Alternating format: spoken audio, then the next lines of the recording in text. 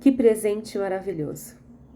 As disciplinas espirituais são meios divinos da graça de Deus para nos conduzir numa situação em que Ele possa nos abençoar. É com essa frase que eu dou início a uma série de devocionais sobre as disciplinas espirituais. Sim, e esse é o primeiro episódio onde nós vamos falar sobre a disciplina da meditação, da importância de meditar. Vamos falar disso. Eu vou usar como base alguns livros que no final desse vídeo eu vou mostrar para vocês quais são.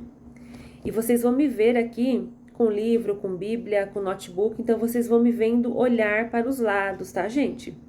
Isso aqui são meditações devocionais, significa estudo, significa que eu estou aqui estudando. Então eu tenho bíblia aberta, eu tenho livro aberto, eu tenho caderno e caneta, eu tenho meu notebook para fazer anotações, para fazer pesquisas, eu tenho post-it colado aqui em alguns lugares. Então vocês vão me ver olhando para os lados, para cima, para baixo, e tudo isso é normal. É vida na vida, é vida real, tá certo? E eu estou convidando você para estudar junto comigo. Então fique à vontade também para pegar o seu caderno e caneta, para aqueles mais clássicos como eu. Ou fique à vontade também para pegar o seu notebook, o seu tablet e você fazer aí as suas anotações. Pegue a sua Bíblia, esse é o nosso principal instrumento, nossa principal ferramenta de trabalho durante os estudos bíblicos. E eu desejo do fundo do meu coração que você seja tão agraciada como eu tenho sido quando eu faço a pausa de estudar para aprender mais, quando eu faço essa pausa para estudar, para conhecer mais de Deus e então amá-lo mais. Vamos lá? Eu quero primeiro explicar para vocês por que estudarmos as disciplinas espirituais. Consegue imaginar agora um agricultor no campo, semeando, plantando? Consegue fechar os seus olhos e botar a sua imaginação para funcionar? E então conseguir visualizar um trabalhador rural? Ele tem todo o trabalho de, na enxada, abrir lá o espaço onde ele vai colocar as suas sementes, né? Ele faz o trabalho de arar a terra. Ele mexe a terra. Se ele encontrar pedras na terra, ele tira. Eu tô falando do agricultor rural mesmo, tá, gente? Do agricultor que põe a mão na massa ainda. Não tô imaginando máquinas, eu tô imaginando o trabalho do homem do campo, do homem ou da mulher no campo. Então, conforme ele vai mexendo com a terra, ele vai arando a terra, ele vai tirando aquilo ali que possivelmente possa impedir o crescimento daquela semente. E lá ele coloca as sementinhas dele, depois ele vem e cobre as sementes com a terra. Existe ali o primeiro momento de ele aguar aquela plantação e esperar. Então ele faz o trabalho dele, mas ele também tem o trabalho de esperar. Porque existe uma segunda parte. E essa segunda parte é o trabalho da terra. É a terra que vai trabalhar agora. Com a umidade adequada, com a temperatura adequada, ela vai provocar o crescimento daquela semente, até que ela se transforme numa planta. Até que ela seja uma planta que vai dar o seu fruto, ou uma flor. Ou seja, tem o trabalho do agricultor, tem o trabalho das mãos do agricultor, mas tem o trabalho da terra, de esperar para desenvolvê-lo. Então, assim acontece conosco, na nossa vida e as disciplinas espirituais. Existe todo um trabalho de Deus na nossa vida. Ele nos salvou, Ele nos justificou, é Ele quem nos santifica e Ele tem tratado conosco dia após dia. Só que existe o nosso trabalho de sermos disciplinados. A palavra disciplina, disciplinado, ela nos faz lembrar que nós temos que fazer algo. Então nós fazemos algo, nós praticamos as disciplinas espirituais para que então haja um solo fértil e Deus venha derramar sobre nós das tuas mais infinitas bênçãos.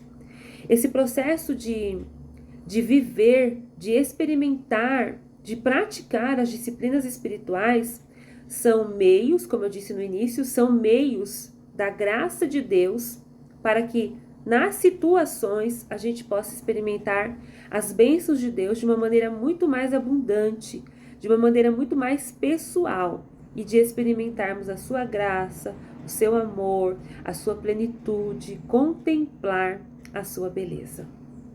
E hoje nós vamos dar início a este estudo falando sobre a disciplina da meditação, né?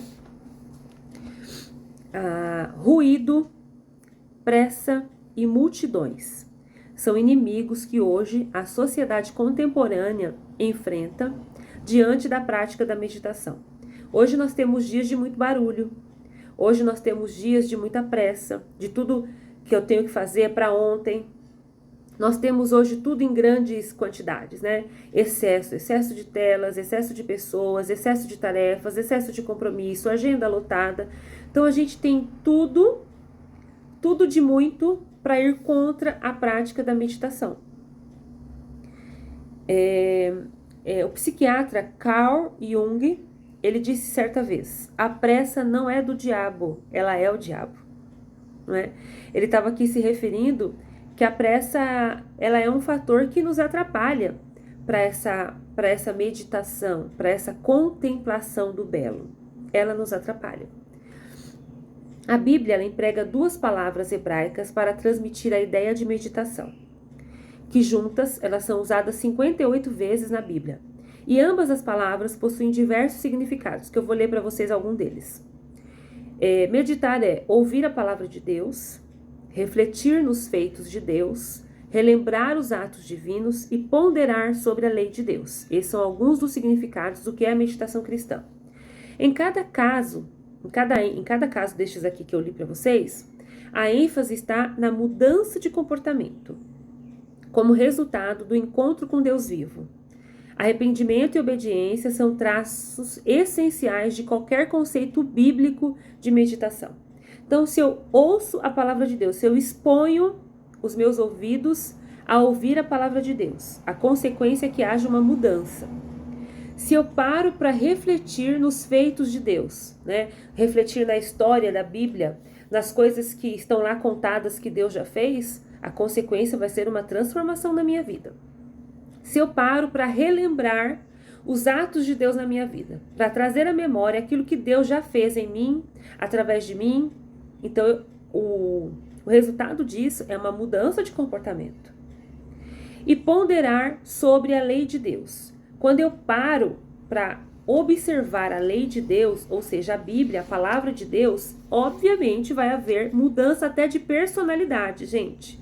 Até de personalidade vai haver quando eu pondero sobre a lei de Deus.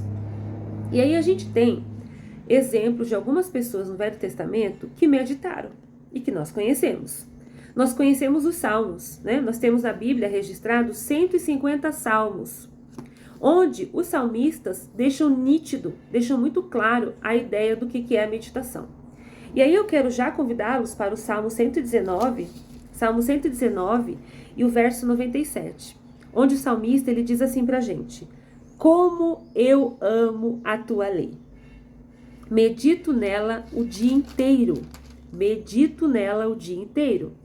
E o versículo 102 diz assim: não me afasto das tuas ordenanças, pois tu me ensinas. Afasto os pés de todo caminho mau, para obedecer à tua palavra. Esse aqui é o salmista, é Davi, nos dizendo que ele meditava.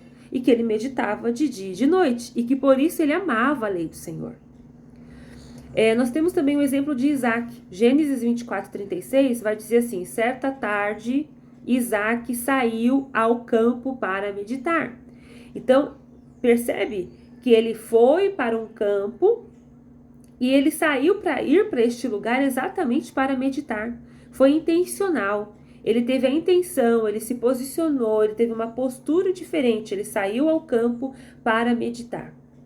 Elias, ele passou boa parte do dia e boa parte da noite numa região despovoada, aprendendo a discernir a voz de Deus.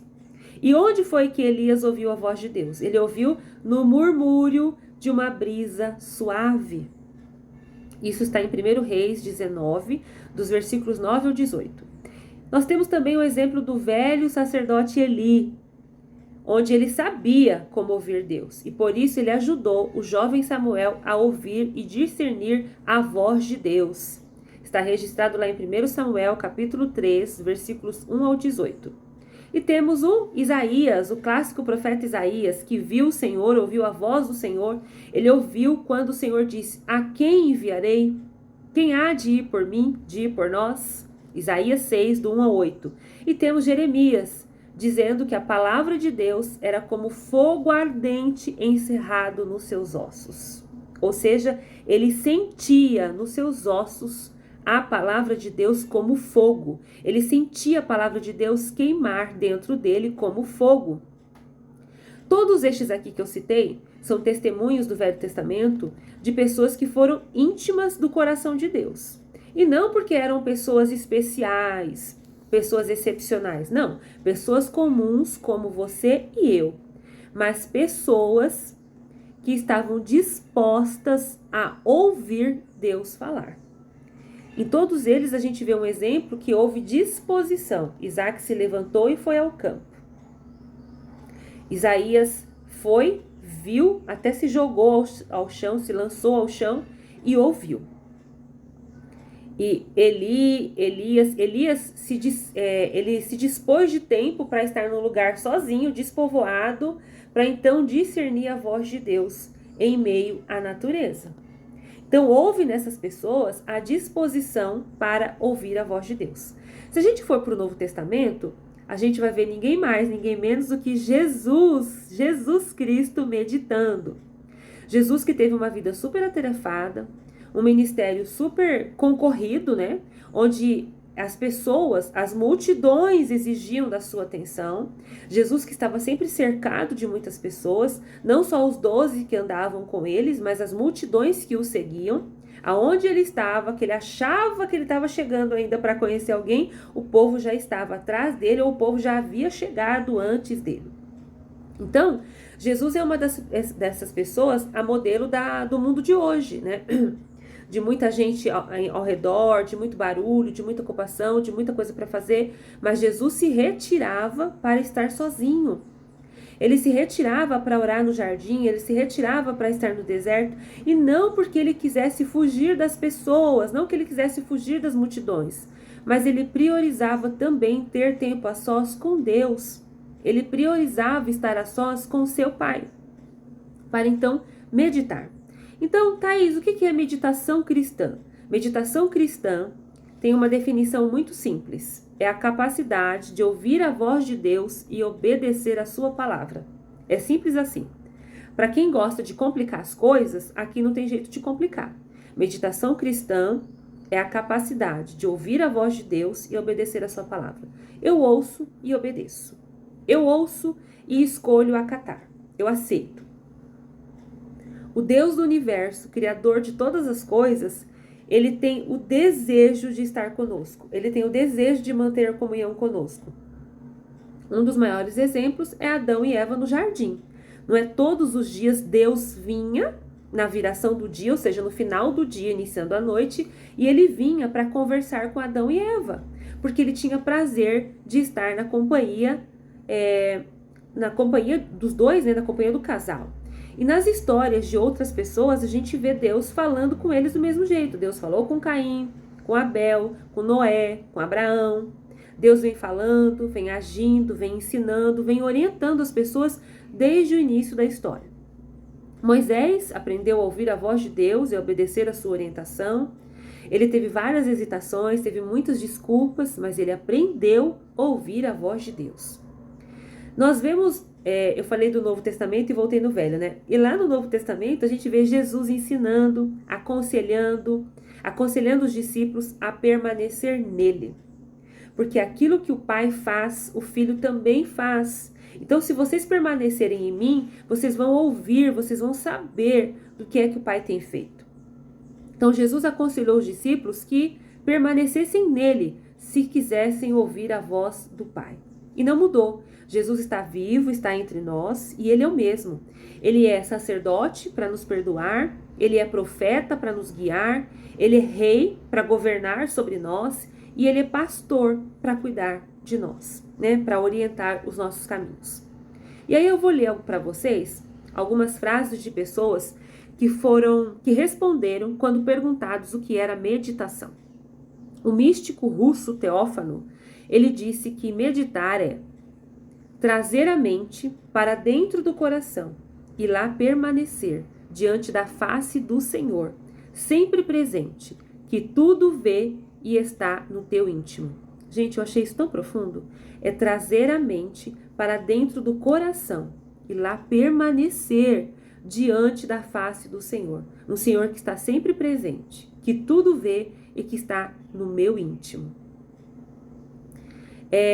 Jeremy Taylor, que era um clérigo anglicano, ele respondeu: a meditação é dever de todos. Madame Guyon disse: os testemunhos das escrituras e dos mestres devocionais são tão ricos e tão vívidos por causa da presença de Deus, que seríamos tolos em negligenciar o convite tão gracioso para experimentar as profundezas de Jesus Cristo. Então, meditar é experimentar Jesus Cristo com profundidade. E aí nós vamos pensar para que meditar, né? O propósito da meditação. O propósito da meditação é que você e eu tenha a presença contínua de Jesus. É uma amizade familiar com Jesus Cristo. Sabe quando a gente diz assim que o Senhor Jesus, ele é onipresente? Que ele está presente o tempo todo? Pois é. É deixar que a onipresença seja só um dogma teológico para ser uma realidade radiante dentro de mim e dentro de você. Se ele é onipresente, significa que ele anda comigo, que ele conversa comigo, que ele está comigo. E aqui não é se aquela coisa barata de somos parceiros, estamos andando juntos. Não, não pode faltar a reverência, né? Nós estamos falando de um Senhor, de um rei. Nós estamos falando do Deus que habita em nós. Então, a gente deixa essa ideia de jargão religioso, de que Deus é onipresente, para de fato viver essa onipresença. Isso transforma a nossa vida diária, transforma a nossa realidade. O alvo é realmente trazer a realidade viva para dentro da vida. É sermos um santuário móvel que influencia tudo o que somos e fazemos. Então, a ideia é, eu não preciso ficar meditando, pensando nas coisas de Deus só quando eu estiver dentro do templo, dentro da igreja. Eu não preciso ficar pensando nas coisas de Deus só quando eu estiver em meio à natureza, com aquele barulhinho da água, naquele silêncio profundo. Não. É ter a real experiência, a viva experiência de que Ele está comigo. E por isso eu falo com Ele, eu converso com Ele, eu ando com Ele. Isso é real, é palpável para mim.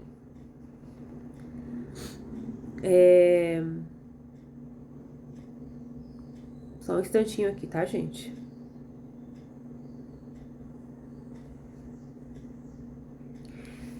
E antes que alguém pense que meditação é esvaziar a mente, porque essa é a ideia que nós vemos às vezes representado em filmes, em desenhos, em revistas, não é? Que a gente precisa esvaziar o nosso interior, que a gente precisa se esvaziar. E não é essa a ideia. Meditação cristã não é esvaziar a mente, ao contrário. É colocar outras coisas na minha mente. É trazer Deus para a minha mente. E aí eu vou ler para vocês eu tô chamando de poema, né? São 4 versos que foram escritos por Frederick Debo Faber. E ele diz assim, ó: desejando a viva voz de Deus. Só sentar-se e pensar em Deus. Ah, que júbilo isso dá! Pensar o pensamento, o nome respirar. Na terra maior bem-aventurança não há. Eu vou repetir, tá, gente? Só sentar-se e pensar em Deus. Ah, que júbilo isso dá! Pensar o pensamento, o nome respirar. Na terra maior bem-aventurança não há. Ele está dizendo que meditar é só você sentar e pensar em Deus. E que o fato de você sentar e pensar em Deus, isso já lhe dá júbilo, já lhe dá uma alegria extraordinária. Pensar o pensamento é você pensar o seu pensamento. O nome que ele está falando é o nome de Deus, o nome de Cristo você então respirar. Ele está dizendo que na Terra não existe maior aventurança, não existe maior felicidade do que essa. Isso é meditar. Eu gosto de falar as coisas na prática, de contar exemplos, né? Fica mais fácil do que ficar vendo a teoria, fica bem mais fácil. Como eu faço para meditar, né? Aonde que eu faço? Que horas eu faço? Que horas você pode fazer a sua meditação? Gente, a meditação, ela tem que ser intencional. Ela não é uma coisa à toa, aberta. Ela precisa ser intencional. Se não for intencional, nós não vamos conseguir. Até porque é muito difícil nos dias de hoje, em meio aos ruídos, à pressa e às multidões, a gente conseguir ter essa facilidade de silenciar dentro de nós. Para a gente, então, pensar no nosso pensamento, né? A gente tem milhões de pensamentos borbulhando na nossa cabeça de uma só vez. E às vezes a gente não consegue nem ordenar esses pensamentos, pensar primeiro naquilo para depois naquilo. A gente não consegue alinhar os pensamentos àquilo que estamos fazendo. Estamos fazendo 1000 coisas ao mesmo tempo, pensando 1000 coisas ao mesmo tempo e, com certeza, cansando a nossa mente. Já viu aquela coisa de você estar cansada, mas você não fez nenhuma atividade física, não houve esforço físico, mas você está cansada? Porque você pensou de uma forma desordenada. Você pensou exageradamente, talvez no mesmo pensamento e num pensamento que bloqueou outras possibilidades do pensar. Então a gente se cansa mentalmente. E como a gente é corpo, alma e espírito, a gente não é coisa separada, a gente é tudo junto, cansa o nosso corpo. A gente percebe cansaço físico, a gente percebe voz ofegante, a gente percebe então uma voz desanimada, cansada, batida. Mas você tá cansado? Eu tô muito cansada. O que você fez hoje? Não, eu não fiz nada. Aparentemente eu não fiz nada, mas foi a sua cabeça que não parou de pensar.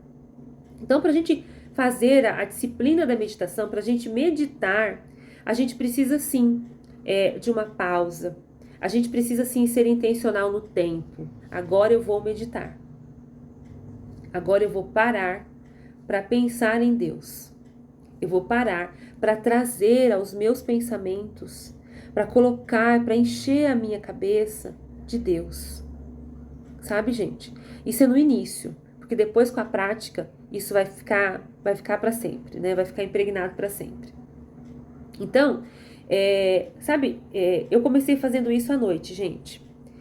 Eu venho de um processo, né, de muitos pensamentos, de pensamentos assim, um tomando conta do outro, a ponto de não conseguir dormir. Vocês sabem que eu tô vindo de um processo de síndrome de burnout, e isso é esgotamento mental. E o esgotamento mental se deu pelo excesso de pensamentos, pelo excesso de cobranças, pelo excesso de coisas, mas a gente não tá aqui para falar disso. Então eu comecei a meditar à noite, quando eu deitava e o sono não vinha.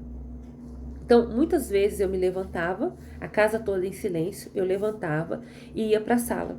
E lá eu sentava no sofá e começava a meditar em Deus. Eu começava a trazer aos meus pensamentos, à minha lembrança, as coisas que Deus já havia feito, ou no decorrer da história do povo de Deus, ou na minha vida.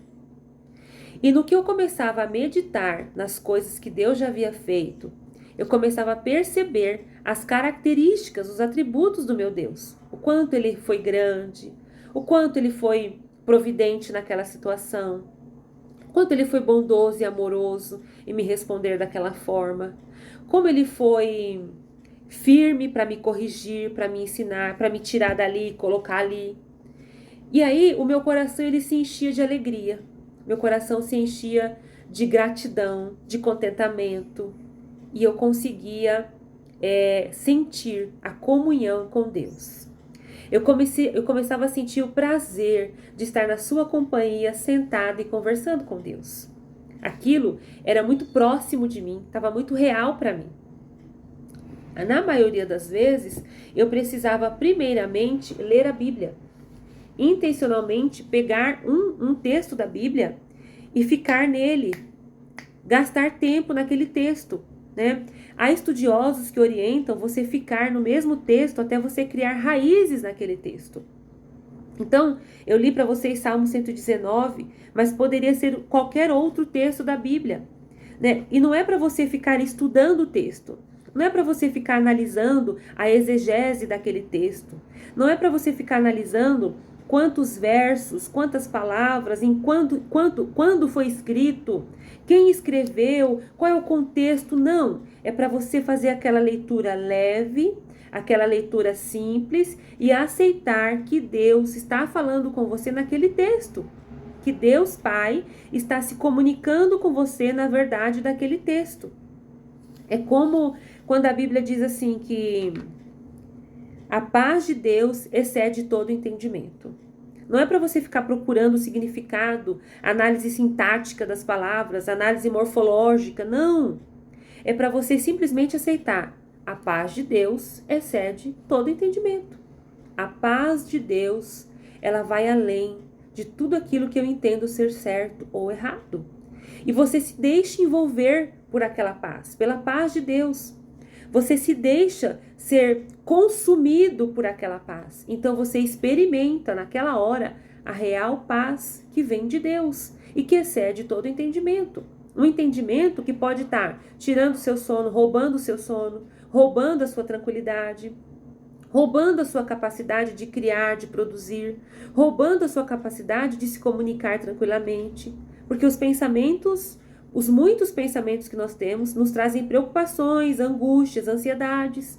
Então, quando eu aceito que Deus que me ama está dizendo que a paz dele vai além de tudo isso, eu preciso tão somente aceitar e deixar-me envolver, experimentar essa paz que vem do Senhor. Uma outra coisa é onde que eu vou meditar? Eu vinha para o sofá de madrugada e meditava. Às vezes deitada na cama mesmo. Às vezes deitada na cama você não vai ter a chance de abrir a Bíblia, né? Porque você está deitada esperando o seu sono chegar. Mas ali você pode lembrar de um versículo que você memorizou. Olha aí a importância da memorização das Escrituras.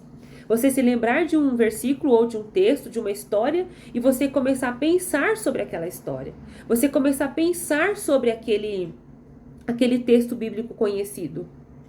E você aceitar que aquela é uma verdade para você também. E quantas vezes eu dormia glorificando a Deus, louvando Ele pela sua majestade, pelo seu grande poder, pelo seu domínio, pelo seu amor tão grande, que eu havia acabado de meditar, havia acabado de falar com Ele em pensamento. Eu também tenho a prática de meditar lá do lado de fora, não é? Eu faço aqui numa pista lateral que tem no condomínio.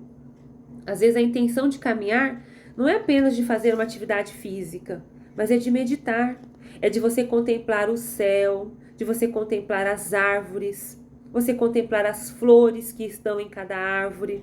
E aí eu consigo contemplar a beleza de Deus, o capricho de Deus na sua criação, nas diferentes cores e texturas das flores e dos verdes, né? Deus não fez um verde só. Existe uma paleta de verdes na natureza que é a coisa mais linda. E você consegue meditar olhando para as coisas que Deus criou, olhando para a criação do Criador. Se eu quiser meditar, enquanto eu estou aqui na cozinha, eu não preciso nem ir para a sala sentar e abrir a Bíblia. E nem preciso ir lá na rua, na pista lateral, contemplar a natureza. Se eu estou aqui na cozinha, os pássaros estão aqui numa árvore que tem na janela da minha cozinha e eles cantam, desde a madrugada eles cantam. E os pássaros nos ajudam à meditação. É contemplar a criação do Criador, a criatura do Criador. Os pássaros louvam. E eles não precisam de algo para louvar. Eles louvam. Eles chiureiam, eles cantam. Se está sol, eles cantam muito mais do que em dias nublados. Mas eles não deixam de cantar. Então, quando eu paro para olhar para os pássaros, eu vou me lembrar do texto onde Deus diz, onde lá em Mateus está escrito que os pássaros não trabalham. E mesmo assim, eles são cuidados. As flores não tecem, não fazem roupa para si, mas mesmo assim elas têm beleza. Então, percebe que a criação do Criador me leva para a sua palavra, para dentro de sua palavra. Então eu ponho aquela verdade prática para dentro da minha vida. Eu trago o meu pensamento para dentro do meu coração. E ali vira um culto de adoração, porque eu começo a adorar a Deus pela sua grandeza, pela sua majestade. Isso é convergir, né? Isso é trazer todas as coisas, trazer o meu foco para um lugar só. Isso é conseguir trazer todas as coisas, tudo que importa, para um foco só, uma atenção só, para dentro do meu coração. Isso que eu estou dizendo para vocês são maneiras de meditar, tá, gente? E a gente também pode meditar sobre os fatos, sobre o que está acontecendo no nosso tempo. Quando você tá com... Antigamente era jornal, né? Eu lembro do meu pai lendo jornal. Eu li muito jornal, de ir à banca, comprar jornal para ler o jornal, saber as notícias. Hoje não tem mais isso, né? Tinha-se também muitas revistas, né, de notícias que a gente assinava para a gente saber o que estava acontecendo. Hoje tá na palma da nossa mão, tá no celular. Ou você é bombardeada com as notícias, ou você busca pelas notícias. E hoje a gente precisa meditar sobre os fatos do que está acontecendo nos nossos tempos. E não simplesmente para você ter poder de conhecimento sobre o que está acontecendo, mas para que você entenda profeticamente o que está acontecendo. Para que você e eu não fiquemos como pessoas alienadas, sem saber o que está acontecendo ou por que está acontecendo. Não. Quando a gente medita nos fatos, nas coisas que estão ao nosso redor, a gente só tem a nítida certeza, não é a nítida impressão, é a nítida certeza que a Bíblia, tão moderna, tão atual como ela já estava dizendo, ela já diz o que estão dizendo hoje, ela já diz o que está acontecendo hoje. Então, meditar sobre os fatos e com a Bíblia na mão é uma questão de estar alinhada, de saber o alinhamento profético com as coisas que estão acontecendo. Então, meditar, gente, se torna um estilo de vida. Eu vou encerrar esse episódio aqui com essa frase. Meditação é um estilo de vida. Você aprenderá e se desenvolverá continuamente, à medida que sonda as regiões profundas do mundo interior. Então, quando você traz pensamentos orientados, pensamentos já organizados, ordenados, porque você meditar, você está conversando com Deus, você está conversando, você não está esvaziando a sua mente nem falando sozinho. Você está conversando com Deus e você traz tudo isso para o seu coração. Uma vez que você traz para o seu coração, você está alimentando a sua alma, você está fortalecendo o seu espírito, você está na meditação até mesmo curando suas dores, curando suas inquietações. Estar na presença de Deus significa mudança de vida. Se você está meditando, você está na presença dele e você vai ter mudança de vida. Você vai ter mudança de comportamento, você vai ter mudança de pensamento, você vai ter mudanças. Então, essa primeira disciplina que eu trago aqui nesse estudo devocional, a meditação, todas as disciplinas são práticas, tá, gente? Que vocês procurem exercitar a meditação, tá? Eu vou caminhar com vocês nesse estudo, eu estou usando este livro aqui, Celebração da Disciplina, é um livro do Richard Foster, O Caminho do Crescimento Espiritual, é um livro que eu estou lendo pela terceira vez. Eu li a primeira vez sozinha, li a segunda vez estudando com um grupo de mulheres, e também foi por áudio na época da pandemia, e agora eu estou vindo aqui no YouTube, na tela, para a gente caminhar juntos pela celebração da disciplina, tá? Tem outros livros aqui, tem outros 2 livros que a gente usa no estudo, que a gente pode usar nesse mesmo estudo. Esse livro incrível aqui é O Dom de Permanecer Escondido em um Mundo que Ama Ser Notado, Invisível.